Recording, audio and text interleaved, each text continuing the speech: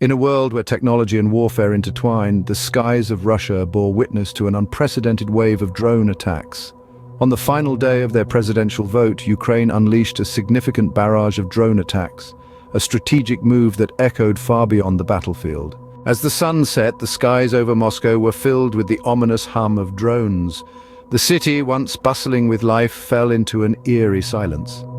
The sudden appearance of these robotic birds of prey cast a shadow over the city, their mechanical movements a chilling reminder of the looming conflict. The city's reaction to the unexpected drone invasion was a mix of disbelief and fear.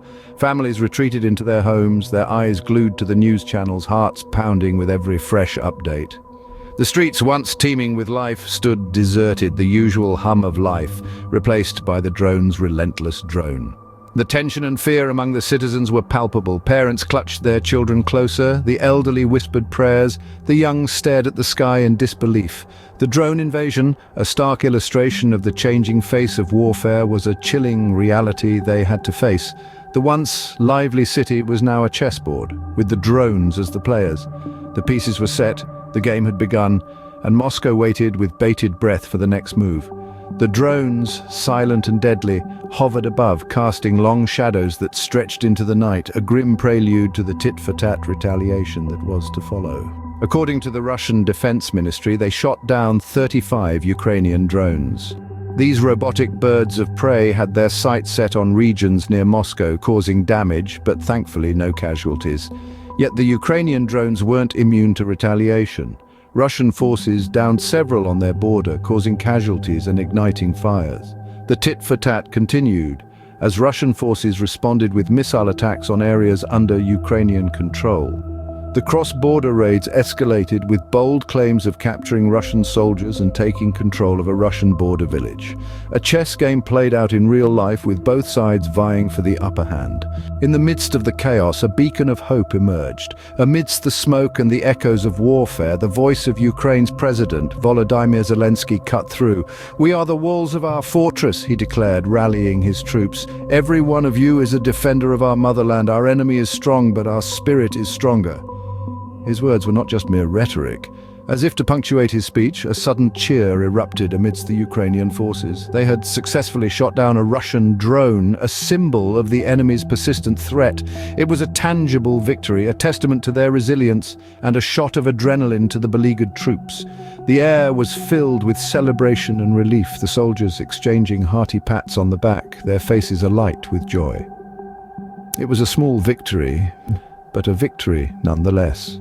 Amidst the grim reality of warfare, these moments of triumph were lifelines, a reminder that even in the darkest times, hope could be found.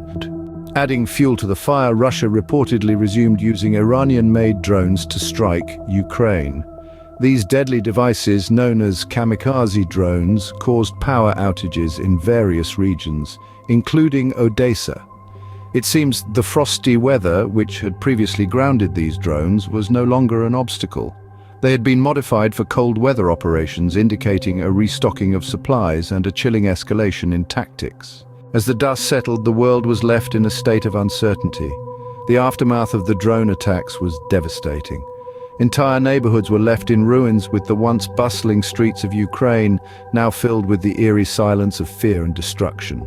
The world watched as horrifying images of the destruction caused by these kamikaze drones flooded international news networks. Outrage ensued across the globe as nations reacted to the escalating conflict. Protests erupted in major cities, with citizens demanding their leaders take a stand against this blatant display of aggression. Yet amidst the chaos, there was an unsettling silence from the world's superpowers. The uncertainty and fear about the future were palpable. Every diplomatic meeting, every press conference was scrutinized for any hint of what might come next. The world was on a knife's edge, with every new development causing a ripple of fear and anticipation. The world watched in silence, waiting for the next move in this high-stakes game of chess. The question on everyone's mind was simple yet terrifying. What happens now? The answer, it seemed, was as elusive as the drones that had started this nightmare. In the face of this relentless onslaught, Ukraine stood firm.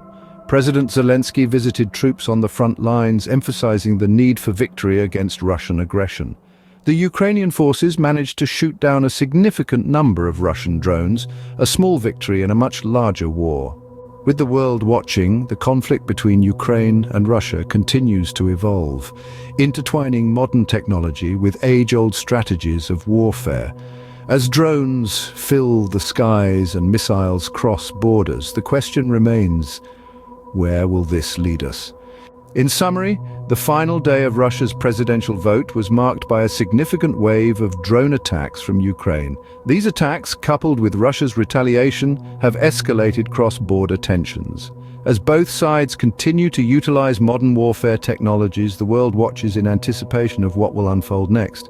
This is not just a conflict, it's a stark reminder of the changing face of warfare in the 21st century.